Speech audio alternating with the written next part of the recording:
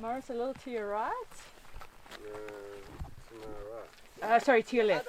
Thank you. Yeah, other right. Other right, yeah. We're here today to welcome and also introduce you to Simone and Grant, who are on a Warrior500 fundraising initiative for the communities that have been devastatingly affected by COVID-19. Sort of what made you decide to walk 500 kilometers?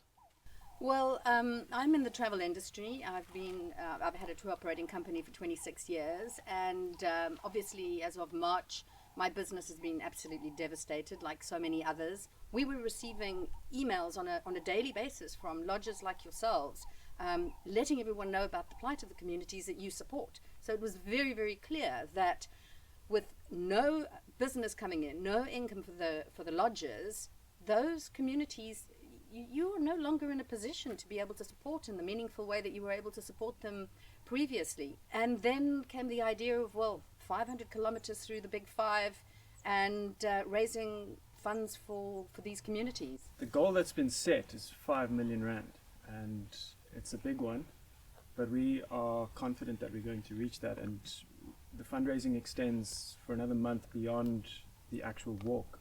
It's a difficult time to be fundraising.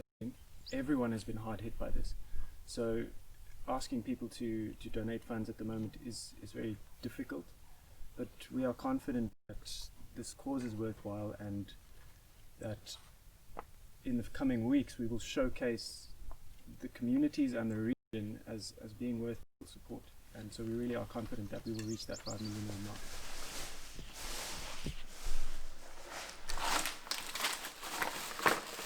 These ones have real berries, no gluten, no artificial flavors, and it's a whole grain, rolled oats, oat flour, maize starch vibe that give me nearly 2,000 kilojoules per 100 grams. It's a lot of energy. Yoo-hoo! Action time! Okay, team. We've got one warrior. We must have forgotten something. Snacks, water, binoculars, sunblock. Good to go.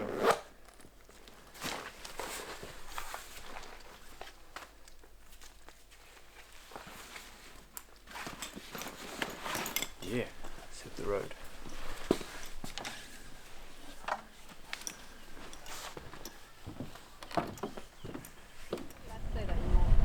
Come on, yeah.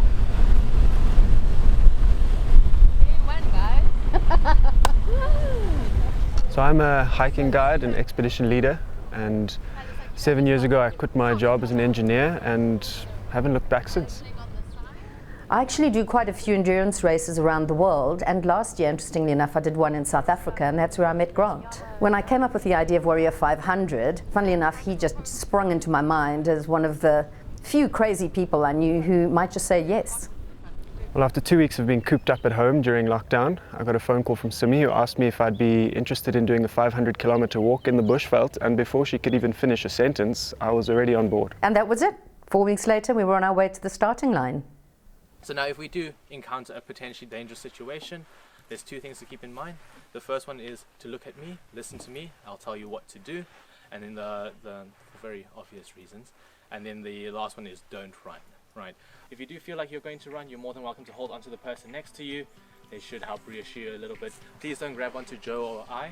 We will be trying to control the situation, but otherwise that should be alright. Yeah, I do have something that I suppose I should mention, is that if I do get a fright, I do tend to go so What you should do now is just go stairs. no, The pointy end of the rifle.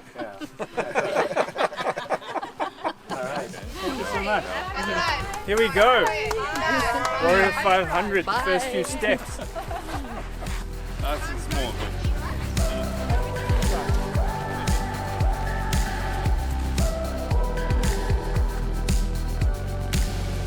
Oh, I was itching to start. I couldn't wait to start, you know. And it was just a great sensation of, yes, this has started. This is really, really happening. Setting off those first few steps were almost unreal. Being immersed in the bushveld at long last after all the planning, learning from the guides and just their amazing knowledge, and knowing that we're in this iconic park, it just really filled me with such excitement.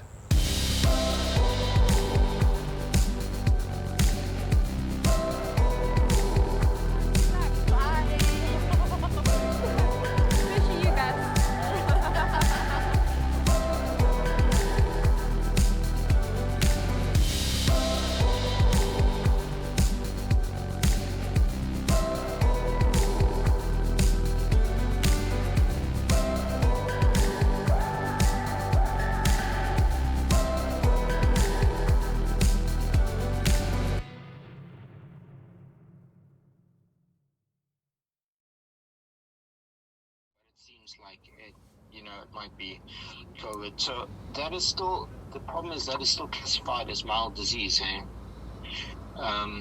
Another one of my good friends, his wife is in the UK and she got COVID and she needed oxygen for a little bit. She's our age, but she's an asthmatic. So that is still classified as not oxygen dependent COVID. So I think people misunderstand what is meant by mild disease.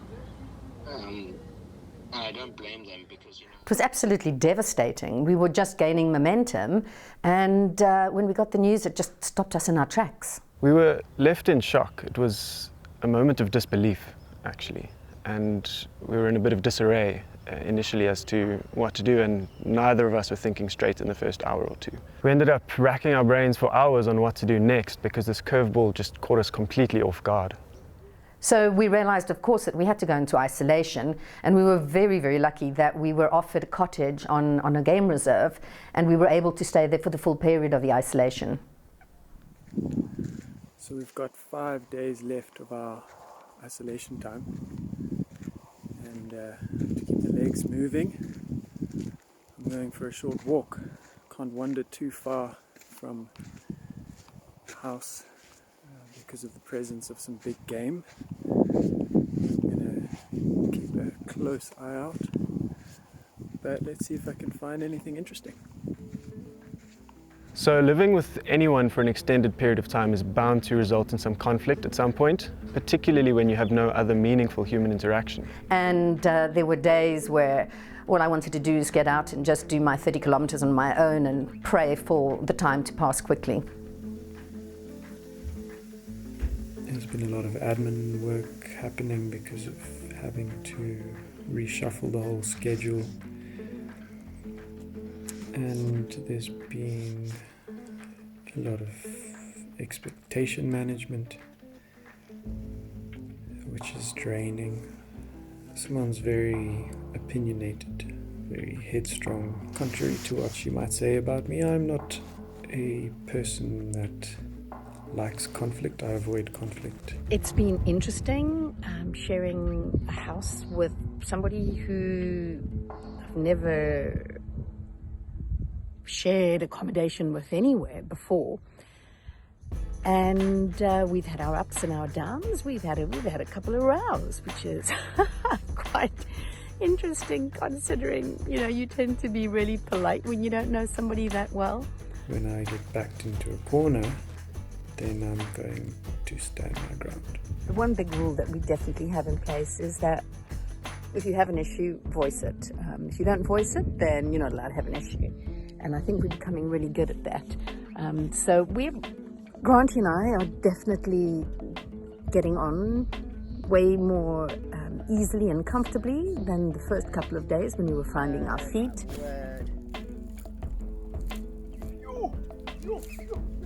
No. Where's the judge? Where's the linesman? We're here at the World Championships to represent my wonderful country, South Africa, and I'm going to give it my very best shot.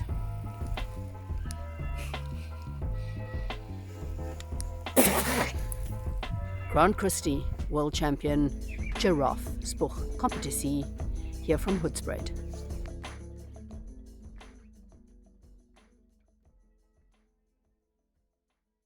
So I'm on the Arathusa airstrip waiting for our crew and our ambassadors, Brian Abana and Sarah Kamalo, to land. They should be here in a few minutes. We're very, very excited.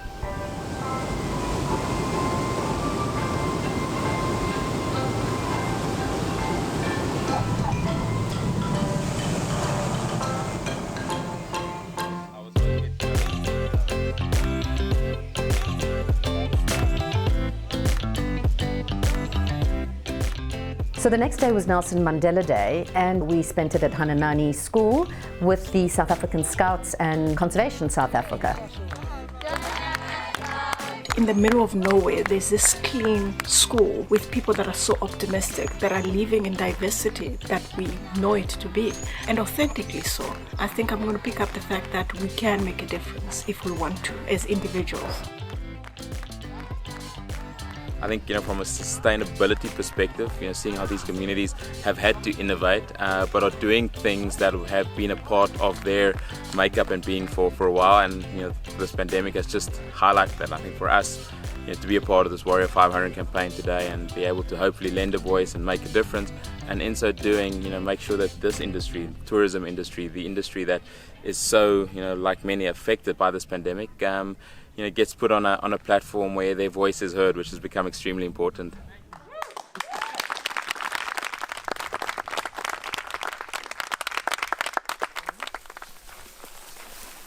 From early on, Brian kept telling us how the leopard was his spirit animal and he really wanted to find one. And then in his last hour of walking with us, there it was, this male leopard lying in the middle of the road.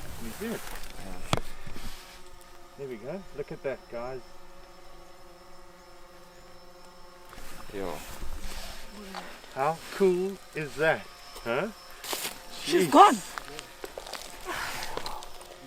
that the same one that we were... No. And that was the first time I've ever seen a leopard run away from a springbok.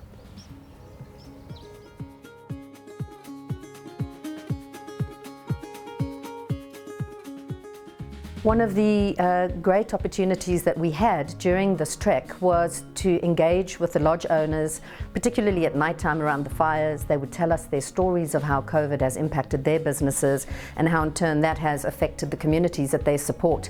It was absolutely eye-opening. It was surreal walking into these venues that were completely closed up, empty, mothballed, and really humbling seeing how excited all the staff were at just having their first guests that they've had in months.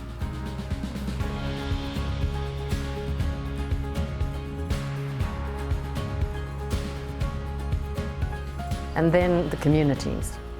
Meeting community leaders who have taken it upon themselves to help those who are really suffering under these circumstances was very moving.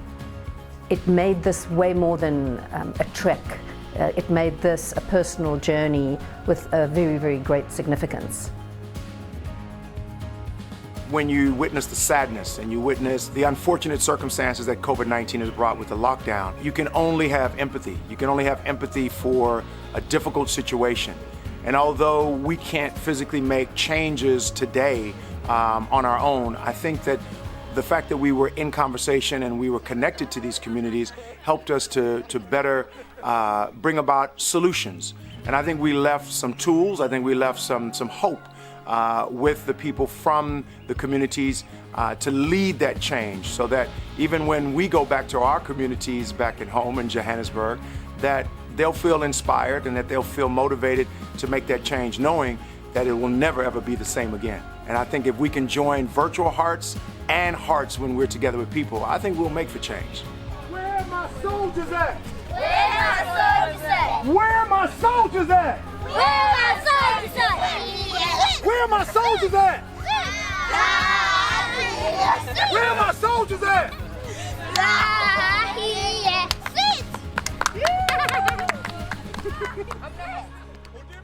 So on the 25th, I had to head back to Johannesburg due to prior commitments. And on that day, Sibusiso, our fourth ambassador, joined Grant, and I handed over my buff to him in a ceremonial gesture of handing over the baton as he and Grant completed the panorama section. Oh, brilliant. You're coming back. I'm coming back. Got Need it. to see it through. Got it. Thank you so much. How are you If doing, I Grant? may, Good man. Good man. Great. Gee, to see why you. didn't you tell me last night that about the running thing? I left my running No, shoes. not running, no, just a walk. We need to do some Ks. You can run in these. I've just got these. Okay, you meaning a few Ks? Yeah. Okay, we're getting. When I left, I didn't know that we were going to start straight away yesterday. It wasn't shocking, but I was excited that, okay, it's finally happening because I've been waiting patiently for the day. And then we had a little 8-kilometre walk, which was quite enjoyable. It was a lot chatty because stories always come and I've got tons of them. I'm waiting to hear a lot from Grant as we go along, but it has been absolutely amazing to start this journey with him yesterday. Sibusiso Vilane is a legend. He is just such a humble, wise, mighty man, and it was incredible spending that time with him on the road and really getting to know him. I valued having him along on the journey. No idea what that means. Manje lo mlilo ufuna ukupheka inyama yini?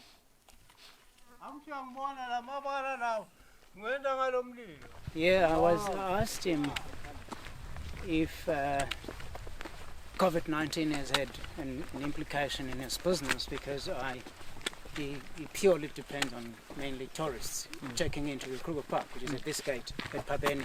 Has he sold anything? No, he hasn't. He hasn't sold anything. He hasn't sold anything in a long time. But this is a case in point. I mean, there was a little tea shop. Yeah.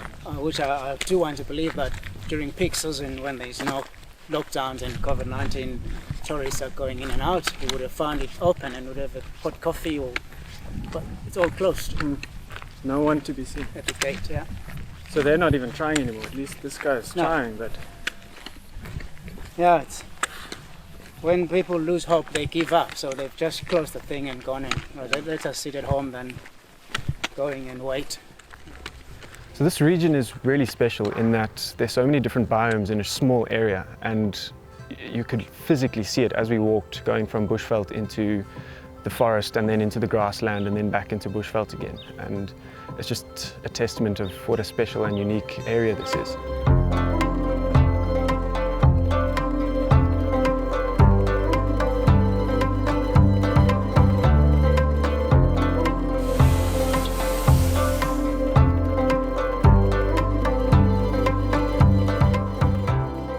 This morning, yeah. Firstly, I didn't think I would get there, and if I did, I did not think I would get there before dark. Yeah. So we've done rather well.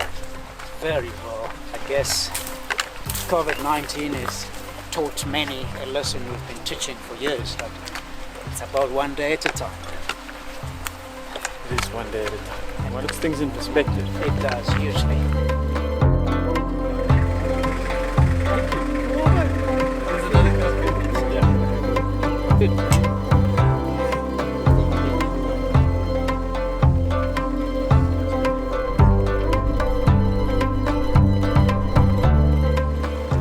We're waking up to a misted Sabi, and the sun is already up, so it's definitely going to be a bit of a scorcher, but you know what, we take what we get given and we'll excite him.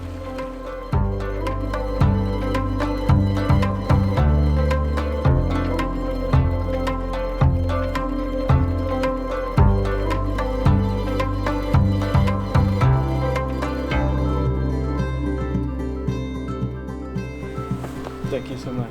Pleasure.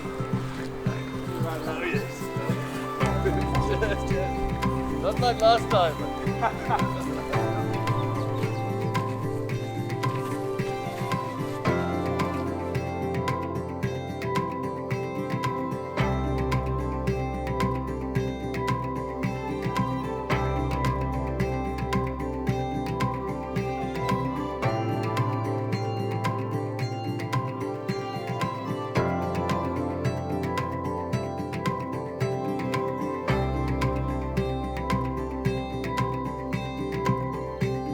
I'm about to jump off of a cliff because izinto zabelungu.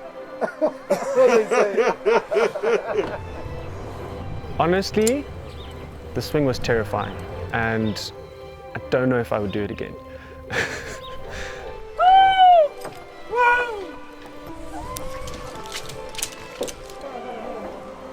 yeah, whoever came up with that idea, I don't know what was going up in their minds.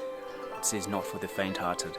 But I'm glad I did it. It's one of those that I can say one day I did it.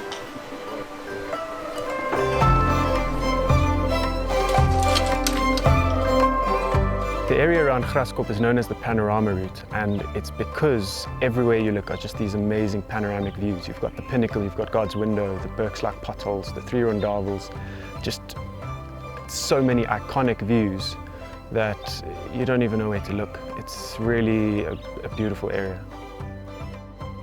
There aren't any rest days. Since we're nearing the end of this, we need to mileage more and make sure we reach the target in distance, and hopefully we will probably be still getting donations coming in for the project. Today we have Simone returning back into the Warrior500 fold after her week in Johannesburg. So we're excited to have her back and looking forward to finishing the last couple of days with her. Hello, Simi.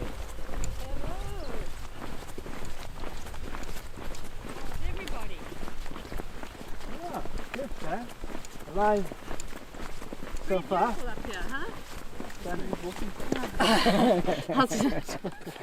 Oh, thank you. Good to be back. Yeah, How are you doing? Doing great. Yeah, good to see you too. Yeah. Apologies for the misunderstanding. So it was great to be back with the team that last night, and we had a great evening, bonding, lots of laughter, and some pretty profound conversations.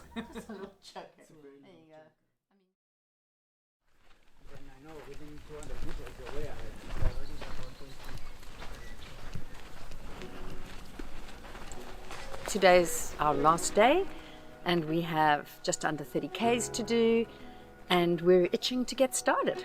It's just very privileged to have joined them towards the last leg of their impressive walk and initiative, really. The whole campaign has been quite amazing.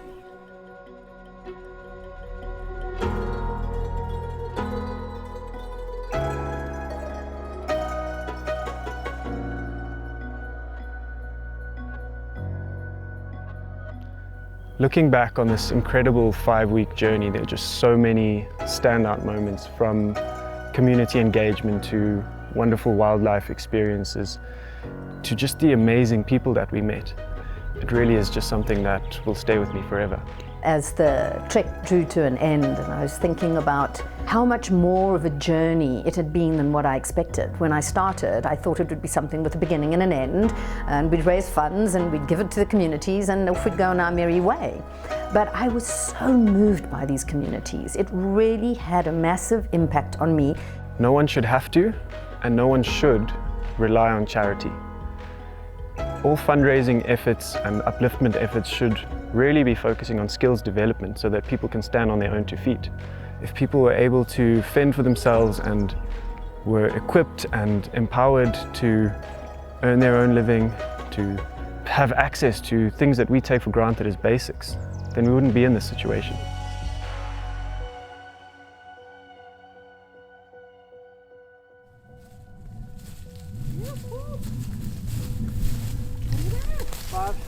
Kilometers.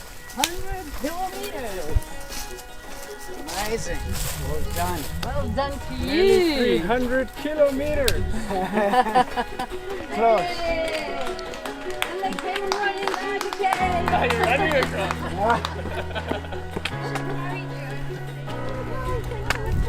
Well done. Oh, does that happen in here? Well done, Grant. I love your 500 kilometers. 500 kilometers and many, many, many more. Yeah. I know the world is suffering from donor fatigue. Everyone is tired of hearing about COVID and about fundraising efforts. And it's easy to turn away, but for these people, this is their reality. They can't turn away. They have to fight tooth and nail just for the basics that we take for granted every day.